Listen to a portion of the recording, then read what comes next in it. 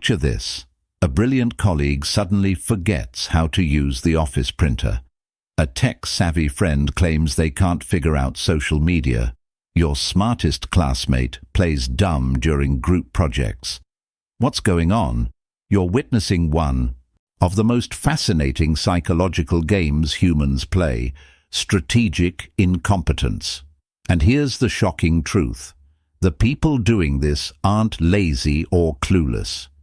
They're often the smartest people in the room, playing 4D chess while everyone else is playing checkers. Today, we're pulling back the curtain on a behavior that's everywhere, from your workplace to your family dinners, from corporate boardrooms to college campuses. We're diving into why brilliant people deliberately hide their intelligence, and more importantly, how recognizing this pattern will completely change how you see the world around you. Trust me, by the end of this video, you'll never look at "I don't know how to do that" the same way again. Let's start with a story that'll blow your mind. There's a woman, let's call her Sarah, who graduated top of her engineering class. She can solve complex equations in her head and codes in 5 programming languages, but at family gatherings, she suddenly can't figure out how to set the table properly. She fumbles with basic tasks. She asks simple questions. Is Sarah actually incompetent at these things? Of course not. She's playing the game. Strategic incompetence is when someone deliberately underperforms or pretends not to understand something they're perfectly capable of doing. It's a calculated move, not a character flaw. And the reasons behind it? They're far more complex than you think. Here's what makes this so powerful. It works because people believe what they see. When someone acts incompetent, we rarely question it. We just accept it and move on. This creates a perfect smokescreen for the strategically incompetent to achieve their hidden objectives. The question isn't whether this happens, it's happening. Right now, all around you. The real question is, why would smart people choose to appear dumb? Reason number 1. There's a brutal truth about being good at something. You get punished for it. Show you're excellent at presentations. Congratulations, you're now doing everyone's presentations. Master Excel? Welcome to being the office's unpaid tech support forever. Smart people learn this lesson fast, so they hide their abilities to avoid becoming everyone's go-to person. It's not laziness, it's boundary setting with camouflage. Reason number 2. Here's something nobody talks about. Intelligence can be socially dangerous. Studies show that people who appear too smart get excluded, resented, or labeled as arrogant, even when they're not. In many social circles, being the smartest person in the room makes you the loneliest. So what do smart people do? They code switch, they dumb down their vocabulary, they laugh at jokes they don't find funny, they pretend not to know things they learned years ago. It's social camouflage for survival. Reason number 3. Ever heard the phrase, "Never interrupt your enemy when they're making a mistake"? Strategic incompetence is the cousin of this principle. By appearing less capable, smart people gain access to information. Others wouldn't share with them. People underestimate them. Competitors reveal their strategies. And when the moment is right, the incompetent person reveals their true capabilities and wins. This is why some of history's greatest strategists appeared harmless, why successful negotiators often play dumb in the beginning, why poker players disguise their skill level. Reason 4. Let's be brutally honest. Sometimes pretending you can't do something is just easier than doing it. If you successfully convince your roommate you're terrible at cleaning, guess who's not cleaning anymore? But here's where it gets darker. This strategy is also used to dodge accountability. Mess up a project? Oh, I didn't really understand what you wanted. Damage a relationship? I'm just not good at emotional stuff. It's a shield against consequences. In the workplace, the colleague who can't figure out the new software, so someone else handles their workload. The manager who plays dumb about office politics while secretly pulling all the strings. The team member who asks obvious questions to make others do the thinking.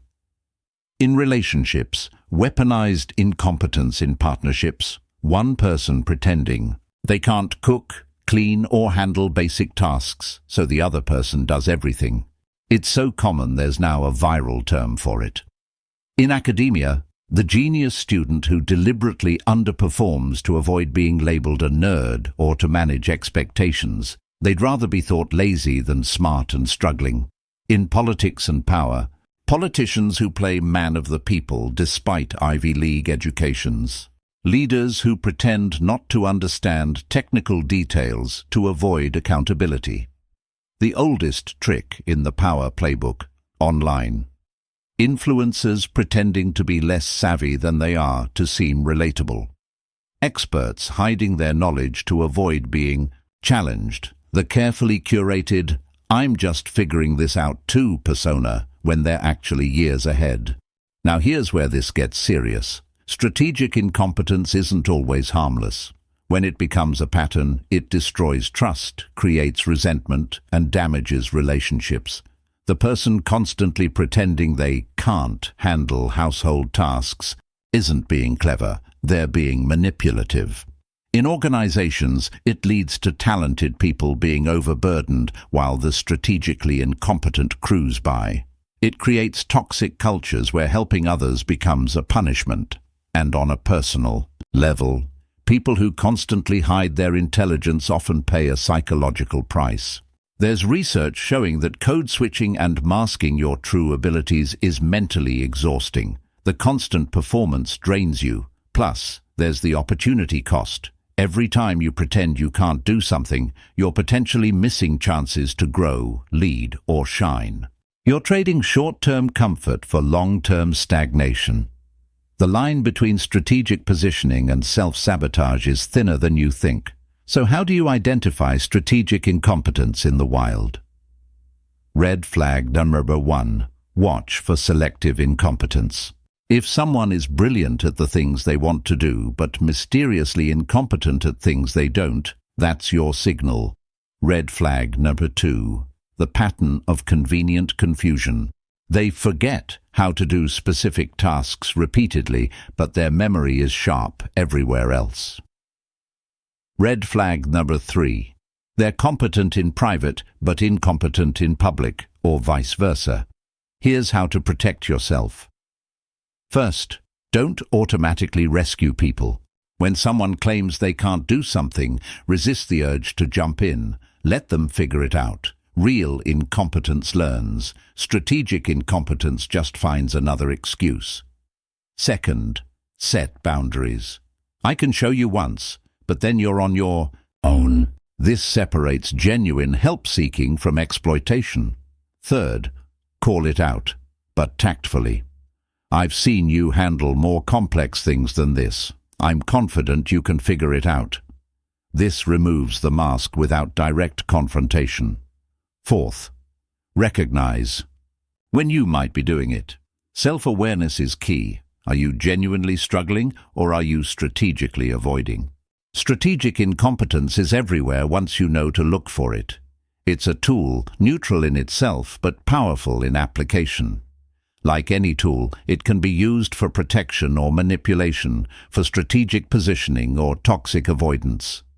The smartest people understand this game exists. They recognize it in others, and they're intentional about when and how they use it themselves.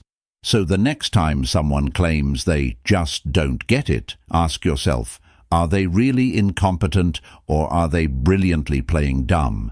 Because in a world where everyone's playing chess, the person pretending they don't know the rules might just be a grandmaster. The question isn't whether you'll encounter strategic incompetence. You will. The question is, will you recognize it when you do?